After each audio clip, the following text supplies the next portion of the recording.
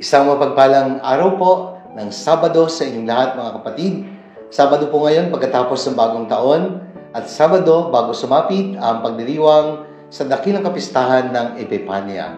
Mga kapatid, ngayon po ika-6 sa buwan ng Enero at sa kasalukuyang taon 2024. Nabati ko po ang mga supporters, mga viewers, and all the followers of the Daily Gospel Reflection. Salamat po sa inyong patuloy na pagtangkilik sa gawaing ito at sa mga deboto ni San Antonio, ganoon din po ang aming pagbati sa inyong lahat. Sa mga tumutulong, sa mga kasapi ng Sambang Bukas Palad ni San Antonio, 1000 Club of St. Anthony, at lahat po ng mga hindi nagpapakilalang benefactors namin, sa lahat po ng tulong na inyong pinapaabot, lubos po ang aming pasasalamat. Sana po nasa ligtas kayong kalagayan. Patuloy po nating ipanalangin ang isa't isa. At welcome po sa ating Daily Gospel Reflection. Sama-sama po nating pagninilayan ng mga salita ng Diyos mula sa mabuting balita para sa araw na ito.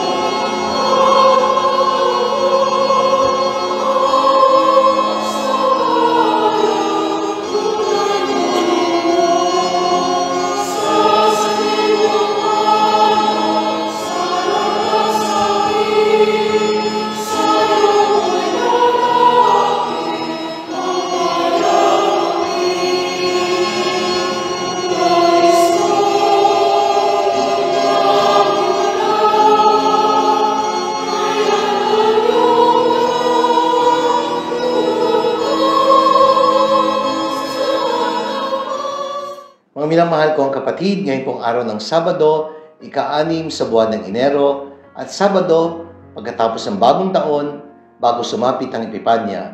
Pagninilayan po natin ang mabuting balita ayon kay San Marcos, mula po sa unang kabanata, mga talata 7 hanggang 11. Ang pamagat po ng pagninilay na aking ibabahagi, nagpabinyag si Jesus, tanda ng pakikiisa sa ating pagiging tao. Si Juan Bautista ay nasa Ilog Jordan at nagbibinyag upang anyayahan ang mga makasalanang magsisi. Ito po ay tinatawag na Baptism of Repentance. Hindi kailangan ni Jesus ng binyag na ibinibigay ni Juan sapagkat ito'y para lamang sa mga makasalanan. Wala namang kasalanan si Jesus para pagsisihan, kung kaya't hindi niya kailangan magpabinyag. Pero alam niyo ba, ginawa ito ni Jesus upang matupad ang kalooban ng Diyos. Nakiisa siya sa ating abang kalagayan. Niyakap niya ang ating mga kasalanan, bagamat hindi nabahiran ng kasalanan. Despite being sinless, Jesus came along and stood in line with sinners waiting to be baptized by John the Baptist. Kaya sa pasimula po ng kanyang public ministry, hinayaan po ni Jesus na siya'y mabinyagan ni Juan sa Ilog Jordan, tanda na kanyang pakikiisa sa ating abang katayuan bilang tao. Niyakap niya ang ating pagiging tao, ang ating pagiging makasalanan, bagamat tulad nga ng aking sinabi, siya ay hindi nabahiran ng anumang kasalanan. Sa malalim na pagpapakahulugan, para bang sinasabi ng Panginoon sa atin, hindi ka nag-iisa, kapatid, sasamahan kita. Bababa ako at mamumuhay akong kasama mo. Makikipamuhay ako sa mundong kinaroroonan mo. At sa iyong lugmok na kalagayan, dahil sa iyong pagiging makasalanan, iaahon kita sa pagkahulog sa balon ng kasalanan. It is very consoling to know and discover that in Jesus, we have a very merciful God and Savior who is willing to be with us sinners, to whom He will show the mercy of God. Papakita niya sa atin ang habag ng Diyos at ang tunay na larawan ng Diyos bilang mahabaging Diyos. Sa Ebanghelyong ito, dalawang mahalagang aral po ang itinuturo sa atin. Una, ang Diyos na sinasamba natin ay hindi Diyos na malayo. He is not a distant God. Hindi siya yung Diyos na nasa malayo at nakatingin lang sa mga nangyayari sa atin. Pinili niyang mamuhay kasama ng mga tao. Naging tao, nagpakaaba, at inakay ang tao pabalik sa Diyos. Sabi nga po ni Meister Eckhart, I'm sure as I live that nothing is so near to me as God. God is nearer to me than I am to myself. The existence that I have depends on the nearness and the presence of God. Sabi po ni Saint Catherine of Siena, God is closer to us than water is to a fish. Totoo po, napakalapit po ng Diyos sa atin. Sapagkat siya ang Diyos na sumasa atin.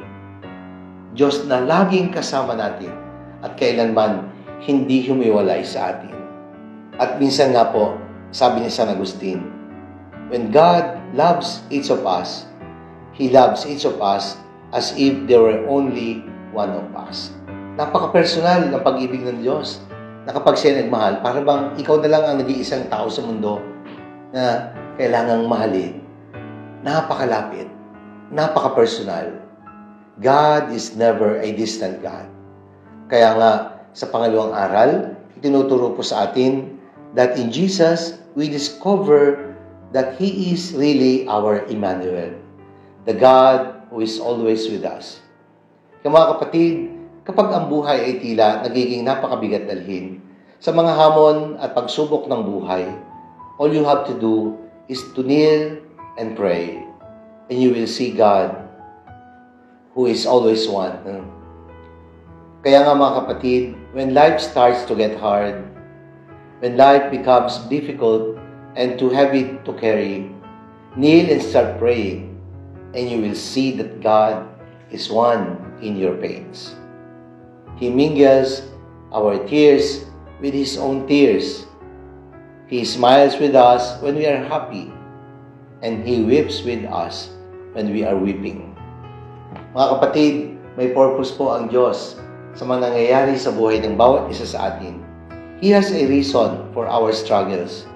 He has a reward for our faithfulness. Patuloy tayong magtiwala sa Diyos. Hindi kailanman lumayo ang Diyos sapagkat siya ang ating Emmanuel. The God who is never distant because He is the God who is always with us. Yan po ang dahilan kung bakit si Jesus ay nagpabinyag kay Juan sa Ilog Jordan. Tanda ng kanyang pakikiisa sa ating pagiging tao. Manalangin tayo. Ang manaming makapangyarihan, Diyos na bukal ng buhay at lahat ng biyaya, maraming salamat po sapagkat sa pamagitan ng iyong anak na si Jesus na nagkatawang tao at namuhay kasama namin, higit naming naramdaman ang iyong pagiging napakalapit sa amin. Samahan mo kami, manatili ka sa amin, bigyan mo kami ng lakas upang patuloy kami makapaglakbay kasama ka sa aming buhay. Amen. Maraming salamat po mga minamahal kong kapatid. Sana po nagustuhan niyo at nakatulong ang ating pagninilay sa araw na ito. Sakaling inyong nagustuhan at nakatulong, i-like po ninyo at i-share. Ibahagi natin ang mensahe ng salita ng Diyos sa ating mga mahal sa buhay, mga kakilala at mga kaibigan. Let us always fill the world with the message and power of God's words. Muli, sa inyong lahat at sa inyong pagtangkilik, maraming salamat po. Pagpalain tayo ng makapangyarihan Diyos, Ama, ng Anak, ng Espiritu Santo. Amen.